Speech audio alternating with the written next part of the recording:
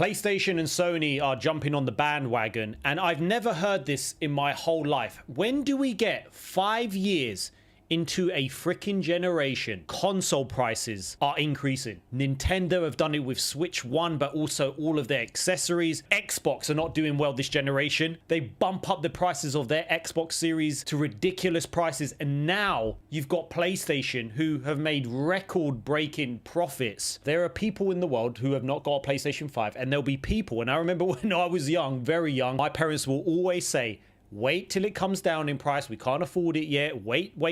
Imagine the kids that have actually waited, and parents have waited, or people have waited. Living conditions, we've gone through this before, have gone through the roof. $50 increase in PS5 models. It's a joke. So Sony has raised its prices of the base PS5, digital edition, and the PS5 Pro. So now just a $50 increase, $549.99, $500 for the digital edition, $749 for the PS5 Pro. Oh my gosh.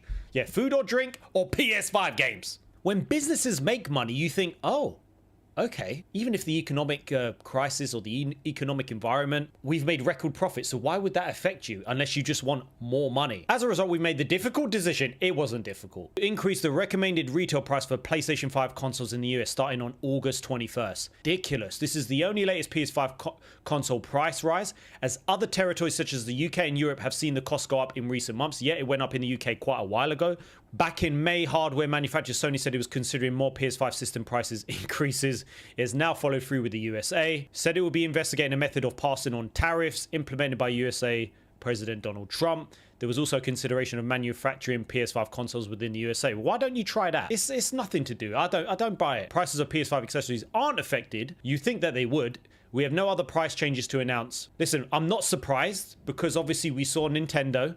We saw Xbox. That was weird. To think people are not buying Xboxes as it is, and then they were like, screw it, just put the price up. Gaming never used to be like this. Change the fact that with Sony's decisions, sometimes they don't know what they're doing. The number of live service games is not important, says Herman Hulst. Early on in the generation, Sony famously said, and we remember that, they said to release 10 live service titles as it would look to diversify its first party offering and create lucrative reoccurring revenue streams. But it's been a year since the Concord, of course, where everyone remembers Concord. Some people have still got their disc. I wish I had it, which has prompted the platform holder to make some sweeping changes. He said, so in a rare interview, PS studio boss Herman Hulst has outlined the changes the manufacturer has made to avoid this problem from repeating. Man, we could have told you this. He's also hinted that the company is no longer interested in the quantity of live service games it makes, but the quality. He also hinted that the company is no longer interested in quantity. We were going to release 10 live service games. We're not going to do that now. We figured quality is better than quantity. Guys, who would have thought that? So the number of live service games is not so important. What is important is to have a diverse set of play experiences and a set of communities.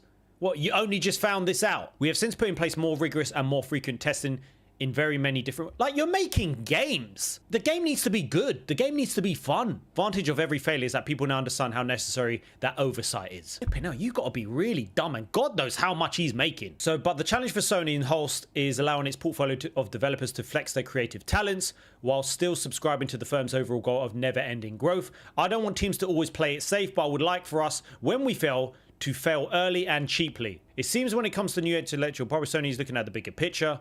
And then he says, we take a very intentional approach to IP creation, understanding how a new concept can turn into an iconic franchise for PlayStation that can again become a franchise for people beyond gaming. Yeah, like series, make more money off series and stuff like just focus on making good games. Jim Ryan must have literally been sacked. I know we've said he probably was, but he must have, oh my gosh, what they would have thought when he said about 10 live service games. Imagine that. He was going to literally change Naughty Dog, all of these other studios.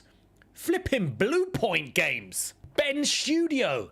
Like, when I know we've spoken about this before, but when you really think about it, oh my gosh, what were you thinking? We don't know the effect of Sony's failures at the minute.